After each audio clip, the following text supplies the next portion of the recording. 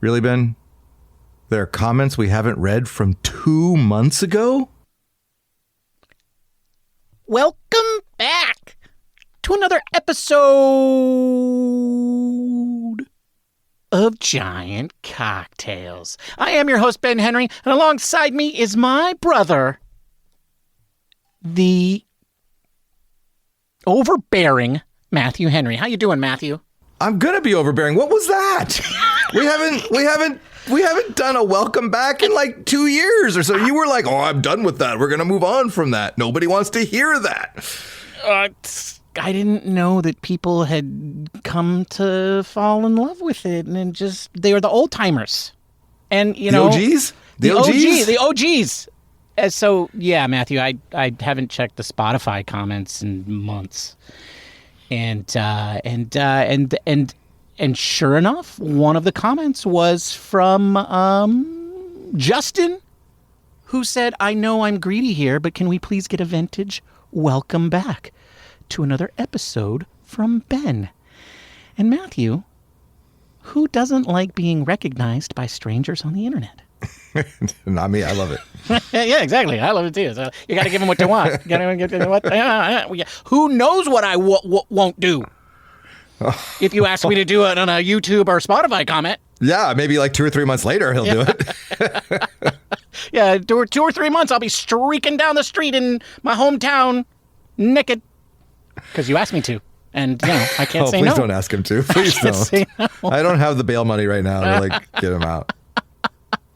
Yeah, so we've had a number of comments, not just the one from Justin, but we also had one recently-ish from Morgan, who said that he or she, I don't know, there's 2 people in this photograph, and Morgan is one of those names. Lindsay. Okay, yes, Morgan Lindsay. I'm going to go with she. She says, "I will do the caca if y'all help make Sackletics.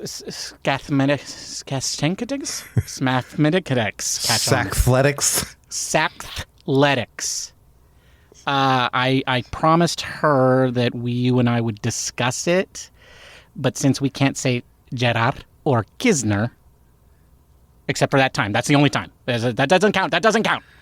Since we can't say either of those names, I don't think a hard K followed by a TH is in the works. It doesn't roll off the tongue, that's for sure. I like the Sacramento Sax. How about that? Or just call them the Sax. The Sax. The sad Sax. The sad Sax. Brendan says, "Glad I found the show. Always a fun listen. Go Giants." Thanks, Brendan. And then we have some roster questions from Eloy and Thomas. Eloy says, "Wade is a solid first baseman, but his at-bats aren't looking good. Time for someone to step in. He needs some reps in AAA ball." And Thomas says, "Question. Do you guys think it's time to move on from Wade Jr.? Love the guy, but man, he's been struggling." Ben, I'm gonna answer this one, and, okay. and you might be surprised by my answer, but I do think it's time to move on from Wade Jr. Yeah, I do think it is time to move on too. Like, guys, come on, got to be more timely with these questions. So yes, and then we've also had some comments on YouTube. One is from Ellie Marie 14. First of all, 14 is way too young to be listening to this show, Ellie. So, but Bob's got some attitude on this episode. What the heck? And she didn't say heck, folks. Has he been drinking? And I answered Negronis. He's been drinking Negronis. Always Negronis. That's just the way he rolls. Yeah. And then, finally, does that say Erlacher? 666. Oh, wow. Okay. I'm sorry you guys have a drinking habit. Maybe stop watching the Giants. That's our whole. That's the excuse, man. Like if we it's the only way we can watch the Giants. If we give up one, we have to give up the other. Like it's not like I don't know what you're talking about, and like I can't stop drinking. So no, yeah. But good advice. Good advice. Okay, all right. Well, I'm glad we've solved all that. In the meantime, Bob, hit it.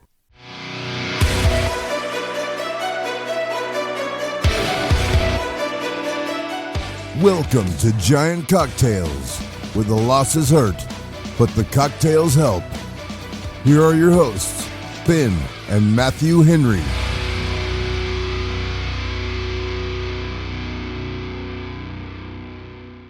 Yes, Bob, the losses do hurt, and they're numbed a little bit by the addition of Rafael Devers, but really the idea is to win while you have him, not just have him. So I get it. Yeah, the drinks do help, though. They do, and I actually poured a double today. They've only got 8.5 years left on this contract, Matthew, so they better get the winning going. And any year now, they're gonna win a game. Ben, this is episode 302. Buster Posey hit 302 over his illustrious Giants career. And if that's not a Hall of Fame number, I don't know what is. I don't know, Matthew, but he didn't have the same intangibles as Yadier Molina. He had the rings, though. Yeah, that's true. That's true. You want to see young people fight with old people? Get them to debate between Yadier Molina and Mauer or Posey. And the old people will all be like, "You young people don't understand." And then the young people will be like, but look at the weenus. Yeah. Well, Joe Mauer's weenus was pretty darn good, I must say. Wait, what? I don't know. Right. I don't know. I see. Enough with the banter. Let's talk cocktails. Thanks, Bob. Wow, you really saved Matthew 10 on that seconds one. earlier. Just save me from that. What are you drinking, Matthew? Bob, I'm doing a riff on a mule because it's freaking 93 degrees today, and I felt like having a nice, refreshing cocktail. So I'm drinking something called the Garden Mule. I'll tell you all about it at the end of the episode. What are you drinking, Ben? Well, thank you for asking, Bob. That's very kind of you, Bob. Today I am drinking a Peary Ginger cocktail. You just named that just now, didn't you? I did. I did just name it. I did just name it. And what is it, a Peary Ginger cocktail? Well, you can find out at the end of the episode. Or you could leave the app and scroll down and look at the recipe right now, but that's cheating. Ben, today is Wednesday, June 18th, as we record this podcast. The Giants right now are 41-32. It is the ninth inning, however, and the sixth place hitter, Jung-Hoo Lee, is up with no outs in the ninth. So I'm reluctant to say they're going to be 41-33, but as we speak, it's 41-32. They are 0 for our last whatever since we joined you. The last joined you, they have not won anything. And what are you talking about? They won the Rafael Devers sweepstakes. They did do that. But with Cleveland, the Cleveland Guardians were 0-1-ish right now. 0-1-ish? I would say it's more like 0-2-ish. 0-2-ish. Okay, it could all right. be 1-1. Theoretically. Theoretically, it could be. Yeah, but stranger things have happened. But I think Rafael Devers' spot in the lineup is too far away, Matthew, for there to be any hope. Agreed. All right. Well, today, what are we going to talk about? Well, frankly, I don't really want to talk about the Guardians. I know usually we do the whole let's recap the series and then we do something else. Today, I want to jump right to the something else. We're going to talk about Rafael Devers. And what we've learned since the press conference and all the media that's been written about him and the Red Sox and all that. So we're going to get into a little bit of that. One thing I do want to bring up before we get into the whole Rafi thing, and it kind of is, I guess you could probably call it in the same vein of that, but is like, if you're in the front office, like just a regular schmo in the front office of the Giants, and they're like, hey, Rafael Devers is coming on Monday. Let's make it special for him. Who's the guy that pulls out the smoke machines? Like whose job is that? Because, the smoke machines, and then they had this stand-up display with his name and his face on it and all that. Like, who's throwing that together? Like, is it the intern, that's just out of high school? Or are there paid people whose job is to just get out the smoke machines? Well, I don't know. It's either Juan or Jake, but either way, I pronounced that name incorrectly because it's probably Juan or Jacques. But that's definitely it's Juan or Jacques' job to get the smoke machine out. Did they have a smoke machine? I didn't. They did. When he came into the left field gate, right where the Chevron cars are. Oh, that's right. They did. They and did. They had these these like smoke things that were just blowing smoke up into the air like really fast. I mean, I don't know. Like, there's the grounds crew, whatever the equivalent of is that for the frivolous stuff. You know, I want that job. Like, I think I'd be really good at that job. I could blow a lot of smoke. You already do. I'm experienced. I can do it. Put that on my resume. No, I thought that was pretty cool, though. I mean, I thought what was cooler was having all the employees there. They're all clapping. That's the other thing too. Like poor Jane from accounting got pulled down, right, to clap for him as he walked in. I don't know, but Jeanne from accounting, Matthew. That is, excuse me, Jeanne from accounting. That's probably a highlight for her, don't you think? Like. That's a highlight of the she job. Didn't have to she was tired of looking at the weenus and wanted to go down and cheer for Rafael Devers. That's the person who looks at the weenus all day long, the accountant. Wow. It is. Yeah. Yeah. I mean, I thought it was pretty cool. And then also the employees were so excited, Matthew, they interrupted the press conference. Yeah, which I thought was funny. Like, is that person getting fired, or are they just like, Then they were booing like reporters' questions. Like they were salty. The staff was salty. The staff was pretty salty. There was and there was clapping. I noticed after answers, and I was like, well, this is a very pro Giants. Felt like a very 2025 press conference, if you know what I'm saying. Yeah, I agree. I do know what you're saying.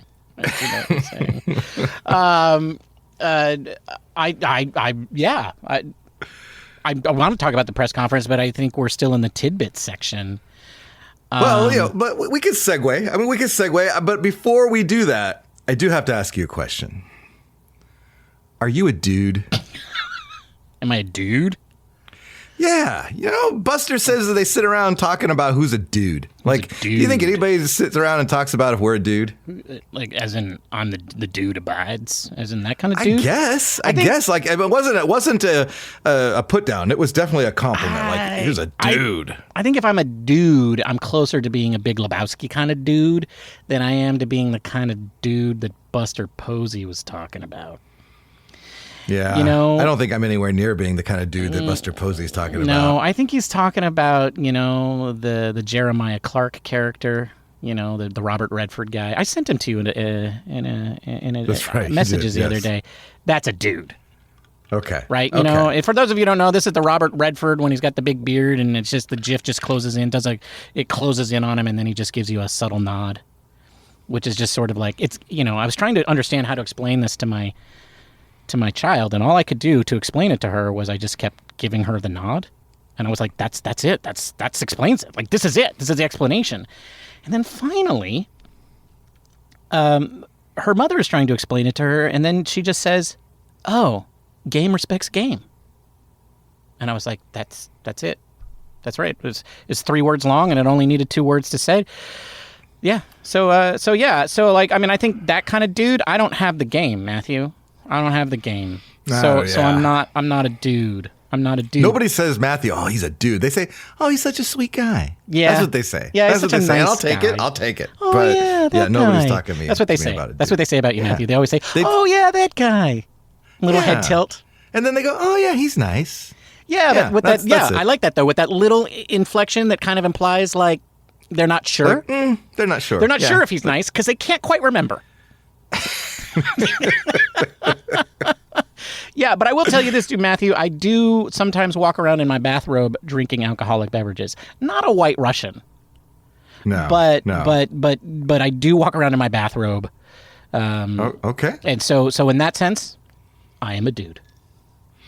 Well, I think one thing that would classify us as dudes is that you and I both will play anywhere. We will play anywhere. That's right. Like, if Buster told me to play first base, I'd put on the first base club. Like, I have no problem. I have no problem. Much like Rafael Devers, which we found out on the press conference where he was like, yeah, I'll play anywhere. I would really ask if I could be a ball dude. I think that would be my request. Can I be a ball dude? Because I know then at least if I fall down, which is probably like a 79% chance, and that's probably low estimate on my part. Mm-hmm.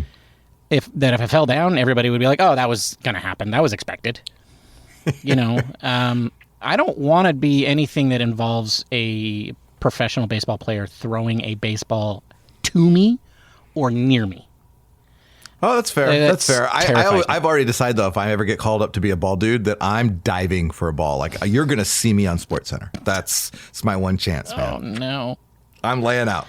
I am. Oh, no. Matthew, sometimes those guys, they turn into memes now, and they never disappear. Oh, I'll take it. All right. Well, okay. Enough about that. So your first impression, though, we saw Devers actually play a game or two. Mm-hmm. His very first at bat, Ben, he took a swing at a ball. He missed it, but I felt it in my chest. Yeah. Like I felt sitting the on breeze my here. couch at home. It was like that swing, like it was, as Kruk would say, he got both cheeks in it. He definitely got both cheeks into it. I think he got 4 cheeks into that one.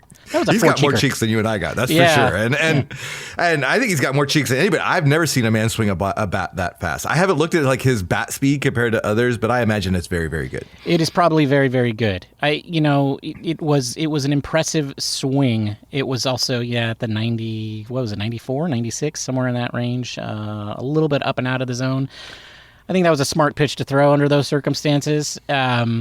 But yes, I didn't have to run my air conditioner for the rest of the day after that swing, Matthew. That's like the wind just blew through and it just didn't stop. And then after that, he got his first hit. Which, okay, 111 miles an hour off the bat. I haven't done my research, but I don't recall a Giant recently hitting a ball that hard. I don't either. And then you texted that exact speed to me. And then that's when I replied with the Jeremiah meme, because I was like, attaboy. I mean, nobody else on the Giants can do that, but attaboy. My only quibble is that he doesn't know Oracle Park yet. Nobody has told him that that's called Triples Alley, not Doubles Alley. Matthew, I think that's fair. And I think he probably did come from, he came from Fenway, where they have a sort of similar outline, but it's about 10 to 15 feet deeper in Triples Alley. So and I think the angle's a little bit different as well. So he definitely could have made it to third on that. But, he'll figure all of these things out. I do want to jump back to the fact that he'll play anywhere. Are we getting into the serious parts yet, or are we still just singing his praises? I've been serious the whole time. What about you? I mean, I've been serious too, but just like I just thought we were just like, he's great, he's awesome, and then like that's the rest of the show. I'm gonna say that for the rest of his career. Okay. So I don't know about you. Okay. No. I mean, you mentioned that he'll play anywhere, and I thought that was really interesting because that is like the first thing that he kind of alluded to it. I think in some sort of statement, and then like. They asked about this question at least 4 or 5 times. So kudos to all of the Giants media frontliners. Susan Slusser there got the first question, how it all works, right? Dave went down the ranks in seniority order as he went through everybody. And they asked the tough questions that the Boston media wasn't there to ask. And they asked him, what position are you going to play? And he said, I'm going to play wherever the bosses want me to play. And there were a lot of YouTube videos out there today, Matthew, saying what changed. And I can tell you what changed. I'm going to go on a limb and say ownership. Yeah, his boss. His boss changed. In fact, his boss changed for the second time. Because, like, my takeaway from all of that, which was I believe he was being sincere, like, in that. My takeaway was this, like, this is a guy who was told that he was going to be the face of the franchise, was given, over $250 million. What was it at the time? A 12-year or 11-year contract? Yeah, almost $350 million. Yeah, and was the guy that they wanted to keep. And he was going to be, and they wanted him to be a Red Sox for the rest of his life. And that's what he was told. And within a very short period of time, a year and a half later, it was clear, I think to him, that he was a burden. and that they deeply regretted giving him that contract. And he was no longer their favorite guy, but the guy that they kind of had to work around, that was getting in their way. And, I get it. He's getting paid an ungodly amount of money that you and I can't frankly even fathom. And some people might say he should be willing to do whatever for that. But that doesn't mean that's not going to hurt his feelings. I think that was the position that he was in, which was he went from being the favorite son to being somebody that was a burden and that they really didn't want. And then they were like, ugh, and rolling their eyes at him when it was just sort of like, can't you just take the money and the disdain and keep your mouth shut? And I think a lot of people would have, and maybe they are the better people, but I understand where he was coming from, that made him upset. And poof, now none of that matters, and he gets back to San Francisco, and the new guy in charge is telling him all about his plans for their top prospect. Yeah, well, I think that was...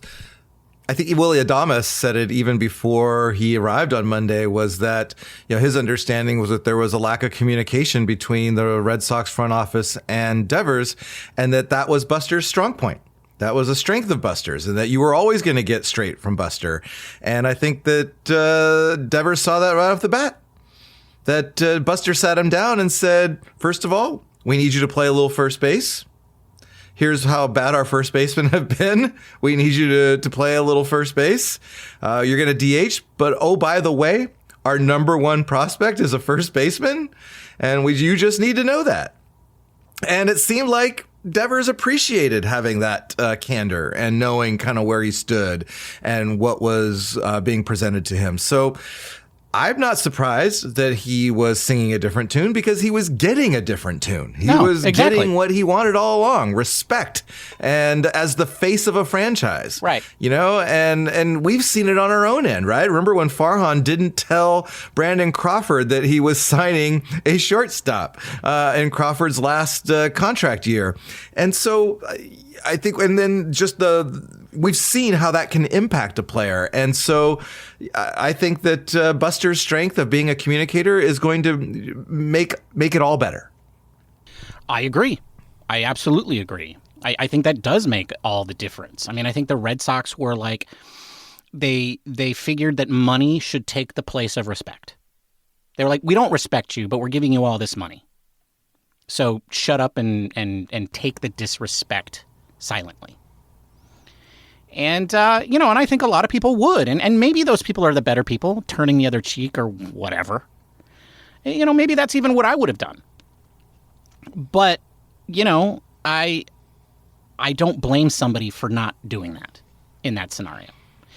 And, And, they changed all of that in 1 minute. And I think that's why, he's in a different situation and we're going to see him at first base. Unfortunately, I don't think it's going to be as early as this weekend, but that would have been so sweet. Oh, so sweet. I wish it could have happened. Yeah, I know. But then it would just be trolling them. I just put him in for an inning, though. Put him in for one inning. I do want to congratulate Giants fans for the welcome that they gave Devers. Devers said afterwards that he wasn't expecting that kind of reaction, and I'm not sure why he wouldn't expect that, or because maybe he doesn't really understand how starved Giants fans are for a bona fide hitter. I don't know. He's coming from Boston, and then that whole East Coast, environment where the fans show their love for you by not cheering, right? Like the best that you get from them is a silent approval. Right? Most of the time they're yelling swear words at you and then threatening you on threatening your life online. As everybody knows, us San Francisco Giants fans, we're too soft. Wasn't that what Rodon said? We're soft. We eat too much cheese, we drink too much wine, and we're too nice. And so that's what it was. We just gave him a whole lot of nice. But Mookie Betts and Jackson Merrill disagree. Oh, okay, right. I mean, they just last week they were talking about how Giants fans were the meanest fans. You know what? I got to tell you, I like both of those guys now. Finally, some respect. That's right, Mookie. We are the meanest.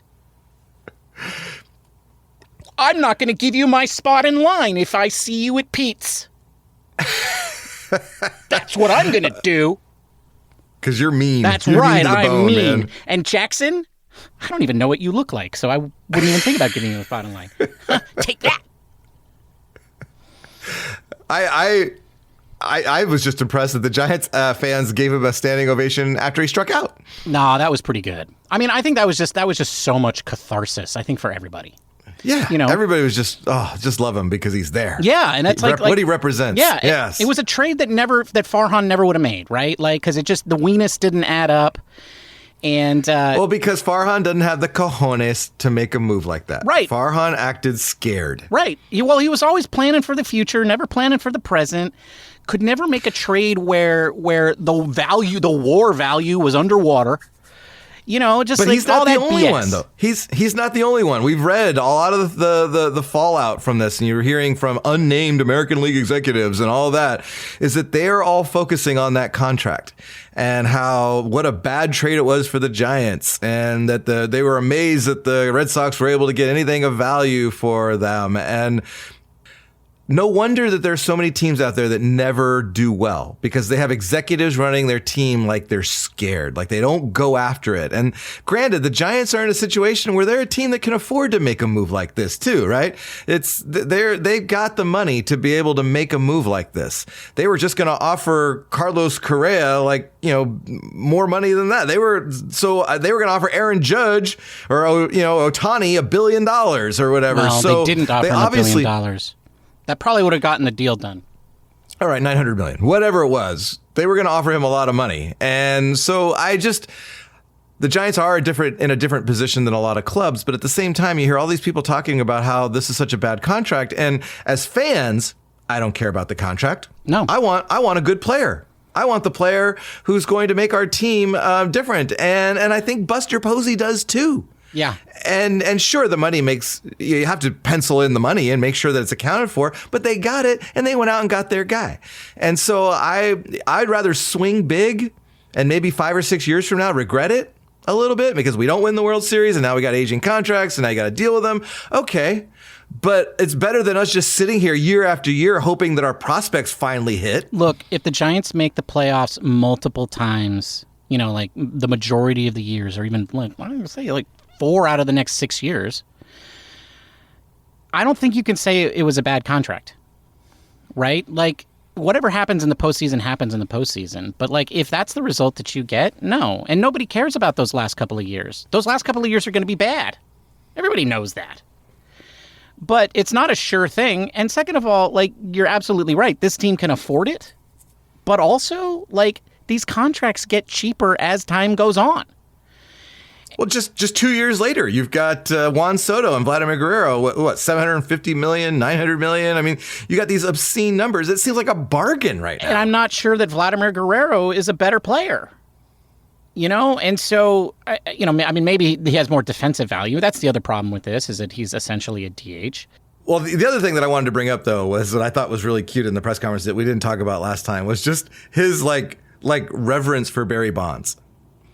And I thought that was, he said that he got really nervous and didn't want to ask him any questions, and it was like total fanboy in front of Barry Bonds. And I just thought that was so cool. I love that. And I'm really excited for him as just a baseball fan, for him to get access to one of the greatest hitters ever. He just seems so over the moon about it. And I'm really excited about that for him too. Well, and that's because the Giants take good care of their former players. Right? And care deeply about their legacy. And the good news is that that's going to keep happening, at least on the pitching side, for the next, 20 years. As long as, like, Madison and Kane and all those guys show up, I'm not even going to hold my breath around Timmy. But yeah, I mean, that was a huge thing. He even said about Bonds that he felt like he got better just by looking at him. So yeah, big Barry Bonds fanboy. And Barry was like front and center in the front row there. I thought that was really cool. I think we've talked about this on the show in the past. I mean, the idea that you have somebody there to help you, of that caliber, help you with your swing is, I mean, that's unmatched, right? Nobody else can just roll Barry out or just have Barry just idly stop by because he happens to be there. You know, no other team has that, and that's a tremendous thing to have. And you know, I'm glad that has happened, and then hopefully in the future, people will be like, man, I can't believe I got to see Rafael Devers. Yeah. He helped me with my swing. So cool. I remember when he won those 3 back-to-back World Series with the Giants after he got traded. The sweetest one was when they beat the Red Sox. Not that the Red Sox are going to make it to the World Series. No. That's not going to happen. It'll be the A's before the Red Sox. Oh. Wow. All right. One thing that stuck out to me during the press conference, though, was that he was not waiting for the translator to translate what people were saying to him into Spanish. He understood what everyone was saying in English. And he was answering the questions before Higueros was even able to translate it for him. And I was wondering about that. Like, I wonder how much he speaks. Because oftentimes, like, for my Spanish speaking ability, I can understand more than I can speak. Like, I can understand most of the time what people are telling me, and then I have to think about the words and the conjugation of verbs and all that. And so I get that. It's a little bit harder to actually voice it than it is to understand it. But I got the feeling that he could probably speak it too. And then I was on the San Francisco Giants subreddit page, and there was a Red Sox fan jumped on to say that, you know, first of all, that he was like really, he loved Rafael Devers and was sad to see him go, but then said that he speaks and understands English, but he doesn't want the limelight. So this fan felt like that he uses the language barrier to not have to do interviews or even endorsements. And so, like, he doesn't want the limelight. He doesn't want to be the front and center. And so it's probably good that he's got guys like Willie Adames and Matt Chapman and Logan Webb on the team that maybe take some of that away, and he could just be Rafael Devers.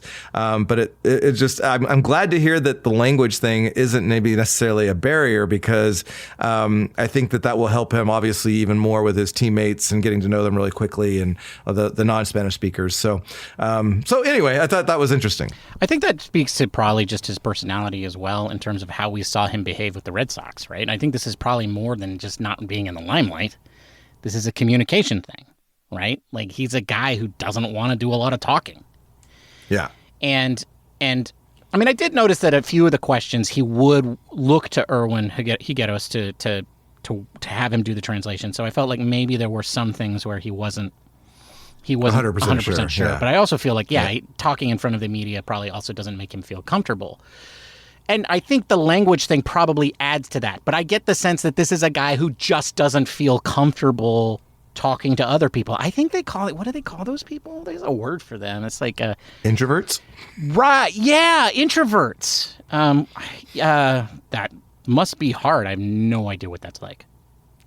Me either. Yeah, but I think that's what it is. At the end of the day, he's an introvert.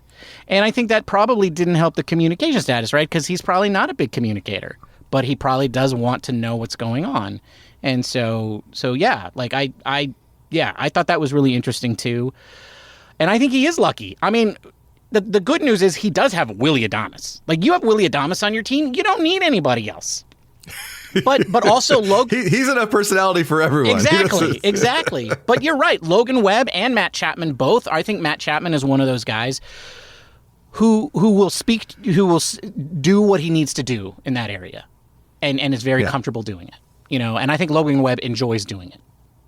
I don't know that he's the best at it, but I love him when he tries. It's kind of like watching Mike Yastrzemski try to say, "It's out of here." Except I think I did that too good. It's out of here. I didn't see that one. You haven't seen that one? Up. Oh, man, they push it on the Giants TV, Giants.tv all the time. So if you have Giants.tv, you know what I'm talking about. I guess you guys don't know. They have this promo where everybody's doing Dwayne Kuiper's calls. It's like Laura Britt, but it's also Logan Webb and I think Fitzgerald. And then Mike Yastrzemski. He only puts one cheek into it? Mike is bad. Mike is so bad. Oh. He's like, well, he won't be a broadcaster when his days are done. Here. If you don't know what I'm talking about, folks, you got to go try and find it on YouTube or something. It's out there. It's got to be out there. And it is. I love you, Mike, but Okay, all right. There's a reason why they Before put we him on just there on Mike one too time. much. One last question, though, Sure. for you, or one last thing I want to discuss, and that was ownership. So at the press conference, Greg Johnson was there to talk on behalf of the owners, and then he was interviewed by Alex Pavlovich after the press conference. And Alex asked him during their conversation about taking on the contract. And he asked him if you hadn't taken on the entire contract, would this deal have gotten done? And he said no. And he also said that he had to get involved and call up Red Sox ownership and said, hey, we're taking on all the money, so you're asking for too much. And and then what was interesting is on Monday, the Red Sox had their own little Zoom press conference, and they claim that money wasn't a consideration in the deal.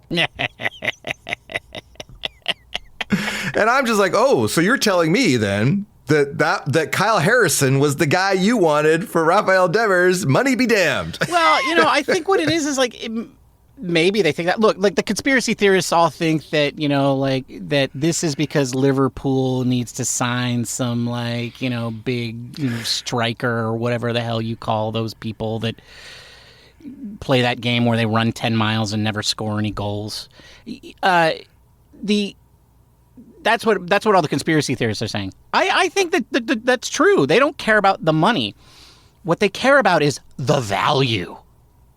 I think this all goes back to the weenus, right? Like they were like, we need to make the line on the weenus go to where our abacus says it needs to go, because otherwise our projections for the next 10 years are off. And it's like Buster's like, I'll solve the 10-year problem 10 years from now. Right? Right now I'm trying to solve the right now problem. Yes. And it sounds, that's just what I think, again, like it sounds like the Red Sox are perennially in this situation that I felt like we were with the Giants. They're always trying to solve the problem 3 years from now and never solving the problem for today. And that's what this trade was all about. Solving a problem that the Giants have right now and adding value to a team that is building a core that is built to win right now and for the next 4 or 5 years. Agreed. And that's what this was about. Agreed. Okay, well, we are running out of time. We're not really going to talk about the Guardians other than I want to say, Justin Verlander came back today. We also had Patrick Bailey, who threw out a runner in his very first steal attempt, which was money. And then we had an interesting battery. That's right. Ben? Coined by my wife, and I don't know how I never thought of this. I'm sure some of you listening must have thought of this. Somewhere must have thought about this. But we have the PB and Jelly battery. It's Patrick Bailey and Sean Jelly. It's the PB and Jelly. And PB and Jelly did quite well today. Sean Jelly, coming off his Sunday start, was also very good today. And but Justin Verlander was not. And I'm getting a little tired of the Justin Verlander experiment. I got to be honest. I don't know how the Buster's going to fix this, but just it's not good. If only we had an insider, Matthew, that we could ask. Yeah, I'll work on that. All right. I'll work on that. We need to get somebody on the inside to ask these tough questions too. Okay. All right. Upcoming opponents, Ben. Well, we got one more Cleveland Guardian game. Maybe we could salvage a win out of the 3-game series. And then we've got the Boston Red Sox coming to town. Get ready, folks, for a full-on more blast of Rafael Devers from the Red Sox, perspective articles, typical East Coast bias, Red Sox slant stories. Oh, yeah. It's all going to be here over the next 3 days, so just be prepared. Every story about Devers coming to the Giants was about the Red Sox. Like always about the Red Sox, never about how it impacts the Giants. Never about the team that's getting better. No. Right? Like... Everybody's like, oh, Buster's not going to be good at this because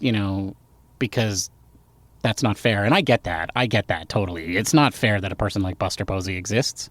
Like, dude. And if he sucks, if he's good at this too, man, it's like, dude. Not fair. But, yeah. I had a joke, but I forgot. It's my Peary Ginger. I don't even remember what I called it. I don't know. I'll go back and tell you. I'll listen to it. Tell you. You'll listen to it? Okay. Yeah. Well, I got to say it again. We got to say it again. Bob's going to ask me again soon. I'm going to remember the name before Bob asks me. Bob, don't ask me. Why are you grinning at me? Don't grin at me. You can just say you already told the name. That's right. It's the name that I used at the beginning of the episode. Isn't it time for the booze, boys? No, God. What are you drinking, Matthew? Yes, ask me first, Bob, so Ben can try to remember the name of his cocktail. Bob, I'm drinking what I'm calling a Garden Mule. In my show notes, I had written Garden Bull, and it confused me when I read it because it's made with Cock and Bull ginger ale is why I wrote Garden Bull, but it's really a Garden Mule. It's got 2 ounces of vodka, a ½ ounce of that sage simple syrup that I made like 2 episodes ago because I still got a lot of it and I'm making things with it. 2 fresh strawberries, 1 ounce of lime juice, and some ginger beer. You're going to muddle the strawberries and the sage syrup in a cocktail shaker until the strawberries are all bush. Then you're going to add the vodka, lime juice, and ice and shake until well chilled. And then you're going to double strain it into a Collins glass with ice and top off with ginger beer. Cock and Bull ginger beer is what I'm using, but any ginger beer I think will be good with this. You're going to garnish it with the strawberry. And man, it is the drink on a hot summer day. That's what I'm drinking, Bob, the Garden Mule. That's a tasty cocktail. Yes, Bob, it is. It was really good, actually. I had a double, and it was really good. What are you drinking, Ben? Well, I'm going to answer that question, Bob, but first I need to comment on Matthew's cocktail. Cock and Bull, Matthew, is not a good ginger beer. And I'm saying that as an elitist. I'm not saying that for real. It's my favorite because it's both very sweet and very spicy. So if you like sweet and you like spicy in your ginger beers, Cock and Bull is the one for you. If you want to look like you know what you're doing, then you'll get Fever Tree or something like that. Yeah, Fever Tree, man. That it makes my nose hairs like tingle when I drink it. Yeah, it's pretty spicy. And I sneeze. Yeah, it's so spicy that I sneeze after I take my first sip. Yeah, but I think the Cock and Bull always makes my lips burn, which the other ones don't, not nearly as much. So anyway, they're all very different is the point. And the point also is that I still don't remember the name of my cocktail. Bob, what I'm drinking today, I think I called a Peary Ginger Highball. Just tell me what's in it. It was meant to be very, like as in very ginger. Anyway, what's in it? Well, it has an ounce of St. George's spiced pear liqueur. It also has an ounce of white rum. You combine that in a highball with ice, and then you top that with your ginger beer of choice. I used Fever Tree, but Cock and Bull would be wonderful. Then what I did is I took my King Floyd's scorched pear and ginger bitters and I doused that liberally on top and I did not stir. I just sipped through that and that actually was really good. It was very good. I think because the bitters were like very well balanced by the sweetness of the ginger beer immediately following. So it was a nice little, and then add a little color to the top and all that. It was very nice. I really enjoyed this one. It was very good. And that's what I'm drinking, Bob. The Peary Gingerful Gingerish Highball or whatever I called it at the beginning of the show. That's going to be a long name to fit on the... Well, I'm the one who does it, so I'll figure it out. That's a tasty cocktail. Yeah. You know what? I will say this before I get into my little exit spiel. Matthew, last week you named your cocktail 3 different things when you were in Mexico, and you. So it's not. I'm not the only one who doesn't remember the name of my cocktail. You gave your cocktail 3 different names, and by the time that I went to publish it, I didn't know which one it was, so I just used all 3.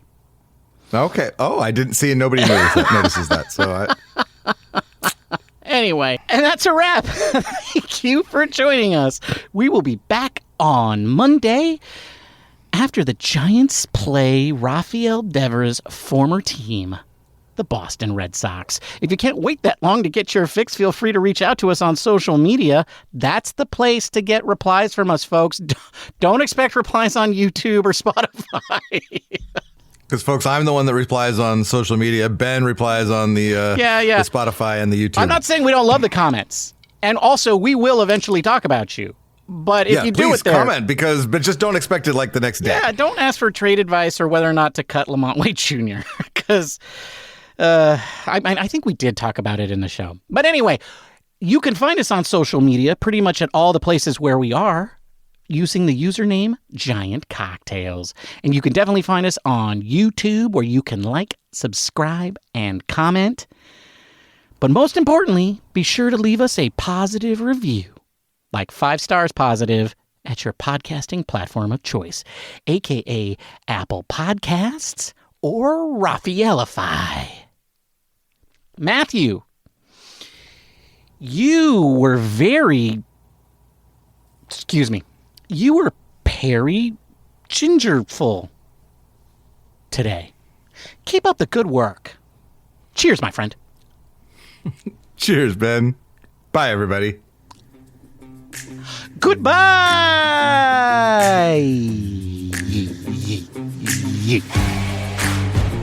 Thank you for listening to the Giant Cocktails Podcast.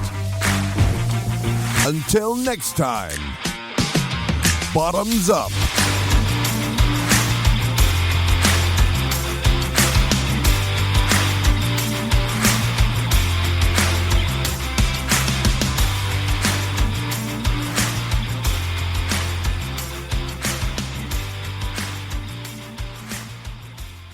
All right. Did you like how in the last one I kept your laughter in all the way through? You laughed for so long, it almost went longer than the music. I know. I couldn't stop laughing. I did just name it right now. You're going to leave that long pause in, aren't you? I am. I'm totally going to leave it in. But I think the other... Well, yeah, I'm just going to stop there because I lost my train of thought. All right, I'll cut it out, make you look good. Oh. I always liked you. I liked you too.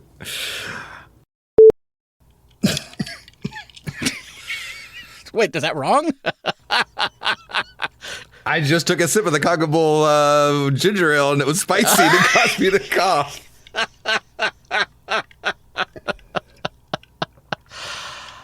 Whew. Well, Matthew's cocktail is Peary Gingerful. Maybe that's what I called it. The Peary Gingerful cocktail?